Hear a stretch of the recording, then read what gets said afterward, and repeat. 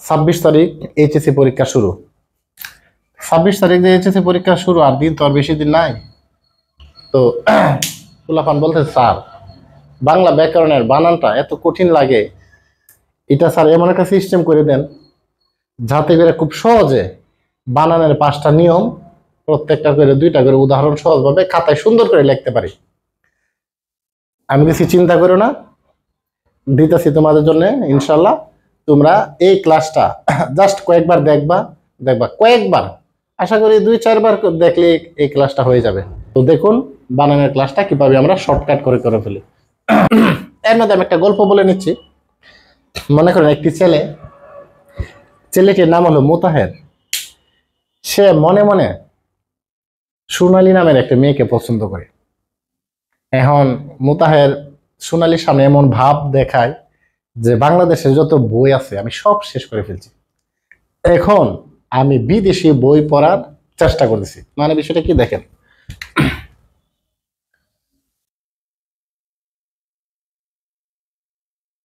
মূলত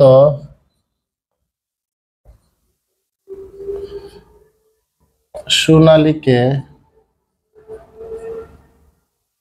দেখানোর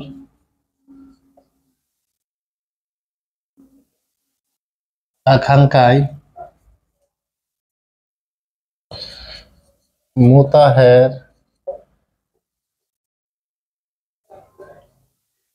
জাপানি মানবীর শর্ত বইটি পড়ছে। আমি একটা সেন্টেন্সে লিখছি, কিন্তু কি লিখছি, মূলত সোনালীকে দেখানোর আকাঙ্ক্ষায় মুতাহের জাপানি মানবীর শর্ত বইটি পড়ছে। আবারও পড়ছি, মূলত সোনালীকে দেখানোর আকাঙ্ক্ষায় মুতাহের জাপানি মানবীর শর্ত বইটি পড়ছে। এই সেন্টেন্সের মধ্যে নিয়ম আছে অলমোস্ট 10টা। আপনার পরীক্ষার মধ্যে লিখতে হবে মাত্র 5টা নিয়ম লিখতে হবে, উদাহরণ সহ কিভাবে মনে রাখবেন। এখানে আমি মূলত দ্বারা বুঝাইছি পদান্তে বিসর্গ, এই বিসর্গ হয় না, এই যে একটা নিয়ম। আগে হতো যেমন মূলত বানানটা এইভাবে লিখতো, মূলত, এরপর আপনার লিখতো ক্রমশ, এরপর লিখতাম না প্রায়শ। এত উদাহরণ তো দরকার নাই, 2টা দিলে হবে। তার মানে আমি প্রথম মূলত দ্বারা এখানে কি বুঝেছি, আমি বুঝেছি যে পদান্তে বিসর্গ হয় না, মানে পদের শেষে বিসর্গ এখন আর হয় না। এই জন্য আপনি মূলত বানান কিভাবে লিখবেন, এখানে মূলত লেখার পরে আর বিসর্গ দেওয়ার দরকার নাই, এখানে ক্রমশ লেখার পরে আর কি বিসর্গ দেওয়ার দরকার নাই, প্রায়শ লেখার পরে আর কি বিসর্গ দেওয়ার দরকার নাই। তার মানে মূলত দ্বারা এটি মনে রাখবেন যে পদান্তে বিসর্গ হয় না, এই যে একটা নিয়ম কিন্তু আপনি হয়ে গেল। দ্বিতীয় নাম্বার আছে কি, সোনালী, এটা কিন্তু শেষ। সোনালী মনে রাখবে, এটা কি হয়, আলি প্রত্যয়ে, আলি বা আবলি প্রত্যয় লিখতে পারেন। আলি বা আবলি প্রত্যয়ে কি হবে, রস্বইকার হবে। যে রস্বইকার মানে কি, এই যে যেটাকে আমরা ঋষিকার বলি, ঋষিকার হবে। মানে কি, মানে হলো এখানে আপনি লিখতে পারেন সোনালী, আপনি যদি লেখেন রূপালী, আপনি লিখতে পারেন পূবালী, আপনি লিখতে পারেন চৈতালি। মানে কি, মানে হলো যে শেষে যদি আলি আসে, আলি বা আবলি প্রত্যয় কি হবে, সবসময় কি হবে, রস্বইকার হবে। এই যে এটা দ্বারা বুঝেছি, সোনালী দ্বারা এটা বুঝেছি যে আলি বা আবলি প্রত্যয় রস্বইকার হবে। যেমন রূপালী, সোনালী, পূবালী, চৈতালি, গীতালি, মিতালি সব আলি প্রত্যয় রস্বইকার হবে। এখন তবে আরেকটা বানান, এখানে আমি আপনাকে এক্সট্রা একটা তথ্য দিচ্ছি। যদি সোনালী ব্যাংক হয়, সোনালী ব্যাংক, তখন কিন্তু আবার এভাবে দিতে হবে। কেন, এটা প্রপার নাউন, হ্যাঁ, তারা কিন্তু কিভাবে লিখে আসছে এই জন্য এটা চেঞ্জ করবে না। এই প্রপার নাউন, এটা হলো ভিন্ন জিনিস। এটা কিন্তু সোনালী ব্যাংক, রূপালী ব্যাংক যদি লেখেন তাহলে কিন্তু এভাবে দীর্ঘিকার, এটার হিসাবটা কিন্তু ভিন্ন। কিন্তু এমনি কি আলি প্রত্যয় কি হবে, রস্বইকার। দেখানো, এখানে একটা কথা মনে রাখবেন, আনো প্রত্যয়ে, আনো যদি থাকে কোনো সহজভাবে মনে রাখবেন, কোনো বাক্যের শেষে আনো প্রত্যয়ে, তার মানে কি হবে, রস্বইকার হবে। এই যে রস্বইকার হবে, হবে।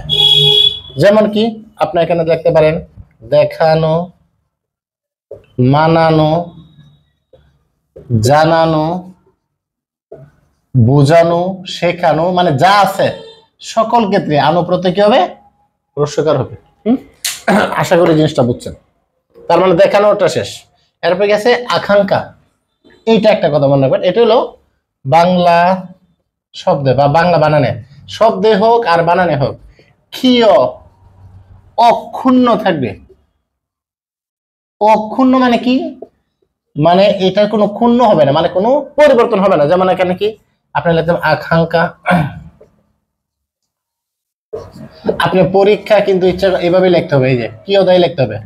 হ্যাঁ, পরে আপনি যদি লেখেন ক্ষতি এভাবে লিখতে হবে কিন্তু। তার মানে কিয় যেই যে জায়গার হওয়ার কথা সেই জায়গার মধ্যে হবে, এটার কোনো পরিবর্তন হবে না। এই আকাঙ্ক্ষা দ্বারা আপনি এটা মনে রাখবেন। বিশিষ্ট ব্যক্তিদের বানান অপরিবর্তিত থাকবে। যেমন আপনি ইচ্ছে করলে কিন্তু মুতাহার লিখতে পারবেন না, তাকে মুতা হেরেই লিখতে হবে, মুতাহের।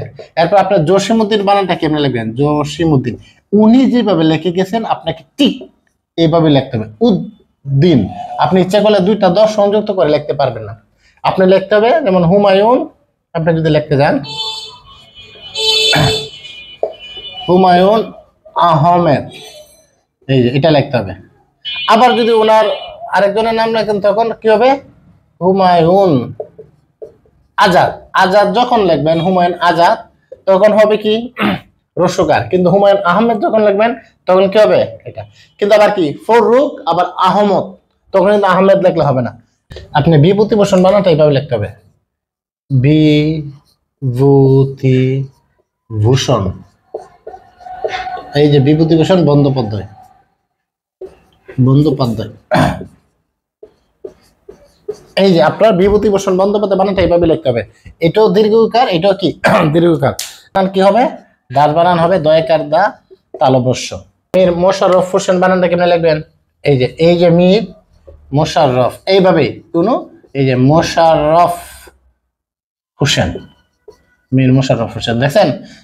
এই ওনার বানানটা কিন্তু এইভাবে লিখতে হবে, মীর মোশাররফ হোসেন, কোনো পরিবর্তন নেই। মাইকেল মধুসূদন দত্ত কেমনে লিখবেন? মাইকেল মধুসূদন দত্ত, এভাবে আপনাকে লিখতে হবে। শামসুর রহমান কেমনে লিখবেন? এই যে শামসুর, ওনাকে কিন্তু লিখতে হবে রহমান, রহমান না কিন্তু।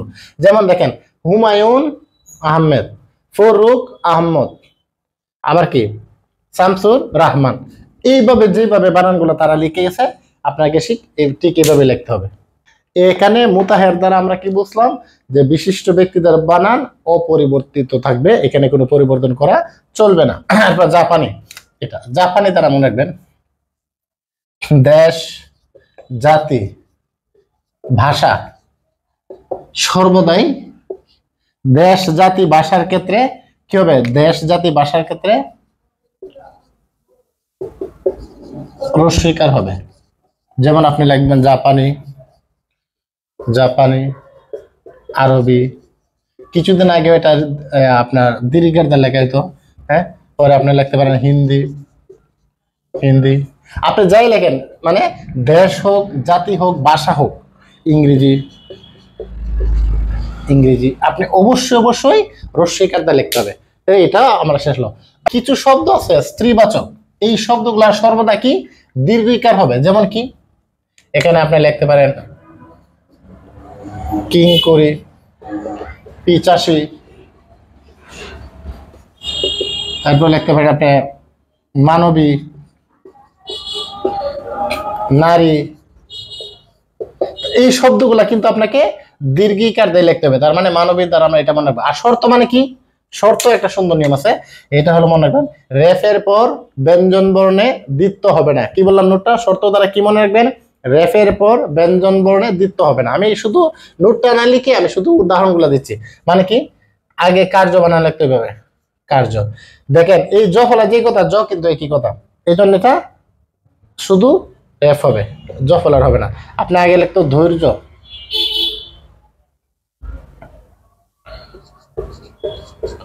এই যে লিখতো, তো এইভাবে হবে না। তো এটা কি? এটা বাদ। কার্যালয়, এটাই সঠিক। এখানে মানে কি রেফের পর কি হবে, ব্যঞ্জন বর্ণে কি হবে না, দ্বিত্ব হবে না। কর্ম বানান আগে এইভাবে লেখা, দুইটা ম দিত পরে রেফ দিত না, এখন শুধু নর্মাল সিঙ্গেল এই যে কর্ম। তার মানে রেফের পরে ব্যঞ্জন বর্ণে বা ব্যঞ্জন বর্ণে কি হবে না, দ্বিত্ব হবে না, মানে দুইটা একসাথে হবে না। দুইটা ব্যঞ্জন বর্ণ মানে দ্বিত্ব বলতে বুঝছেন না, দুইটা একরকম, কিন্তু কিন্তু আপনি কিন্তু আলাদা আলাদা কিন্তু আবার লিখতে পারবেন। এই বইটি দ্বারা মনে রাখবেন পদাশ্রিত নির্দেশক অথবা বচনে সবসময় কি রস্যইকার হবে। যেমন আপনি যদি দেখলে কলমটি, কলমটি, অথবা বইগুলি, বইগুলি, আমগুলি, তার মানে কি পদাশ্রিত অথবা বচনে সবসময় রস্যইকার। আর পর্চা মানে কি, পর্চা মানে কি, এখন শব্দের মধ্যে আর হসন্ত হয় না, আগে হসন্ত হইতো এইভাবে লিখতো, যে পর্চার মধ্যেটা চল এবার লেখা থাকো চল চল, কিন্তু এখন কিন্তু উঠে গেছে, যেমন পড়ছে আগে লিখতে এইভাবে পড়ছে, এই যে রোড নিচে একটা হসন্ত দিত, এখন আর হসন্ত হবে না, শুধু নর্মালি হয়ে যাবে পড়ছে চল। হ্যাঁ মুফতি লিখতে আগে এইভাবে মুফতি, এখন ডাইরেক্ট কিভাবে মুফতি, মুফতি। তার মানে এই যে 10টা দিয়ে আমরা 10টা নিয়ম শিখলাম, আমি এবার এই সার কথাগুলো বলতেছি। মূলত সোনালীকে দেখানোর আকাঙ্ক্ষায় মুতাহের জাপানি মানবীর শর্ত বইটি পড়ছে। কথা কি মূলত দ্বারা কি বলে, মূলত হলো পদান্তে বিসর্গ হবে না। সোনালীকে আলিবা আবলি প্রত্যয় রস্যইকার দেখানো মানে কি, দেখানো হলো কি আনু প্রত্যয় সবসময় রস্যইকার হবে, এই যে আনু দেখানো মানানো উদাহরণ দিয়ে দিছি। আকাঙ্ক্ষা কি বাংলা বানানে কিও অক্ষুণ্ণ থাকবে। মুতাহের কি বিশিষ্ট ব্যক্তিদের বানান অপরিবর্তিত থাকবে। জাপানি কি দেশ জাতি ভাষা সবসময় রস্যইকার হবে। মানবীর কি কিছু বানান আছে নারী জাতীয় হয়, এটা স্বাভাবিক ক্রমে, এগুলা কি দীর্ঘিকার হবে। আর শর্ত দ্বারা কি বুঝাচ্ছি, রেফের পরে ব্যঞ্জন বর্ণে দ্বিত্ব হবে না। আর বইটি মানে কি বচনে বা পদাশ্রিত নির্দেশকের মধ্যে সবসময় কি রস্যইকার। আর পর্চা দ্বারা কি বুঝাইছি, যে স্বাভাবিক ক্রমে এখন হসন্ত হয় না, হসন্ত উঠে গেছে। এই 10টা ওয়ার্ড দ্বারা 10টা শব্দ দ্বারা কিন্তু 10টা নিয়ম এখানে এসে পড়ছে। যারা পরীক্ষা দিবা এরা ইচ্ছা করলে যে 5টা নিয়ম সুন্দর করে লিখতে পারো, এই নিয়মটা অনেক সুন্দরভাবে লিখতে পারো। রেফের পর ব্যঞ্জন মানে দ্বিত্ব হবে না। এরপর এই যে আলি বা আলি প্রত্যয় রস্যইকার। এরপর একটা বানান লিখতে পারো মূলত ই শব্দের শেষে বিসর্গ হয় না। 3টা বানান, একটা সুন্দর 4টা বানান, এই যে এই বানানটাও লিখতে পারো, যে দেশ জাতি ভাষার পূর্বে রস্যইকার। এরপর আরেকটা আছে কি, এটা এটা আকাঙ্ক্ষা মানে কি বাংলা বানানে কিও অক্ষুণ্ণ অবস্থায় থাকবে। ঠিক আছে, এই বিশিষ্ট ব্যক্তিদের বানান অপরিবর্তিত অবস্থায় থাকবে। তো 10টা নিয়মের মধ্যে যে কোনো 5টা নিয়ম তুমি সুন্দর করে পরীক্ষার খাতার মধ্যে দিতে পারো, প্রত্যেকটার 2টি করে উদাহরণ দিবে, ইনশাআল্লাহ আশা করি পুরো নাম্বার পেয়ে যাবে। ধন্যবাদ সবাইকে, আসসালামু আলাইকুম ওয়া রাহমাতুল্লাহ।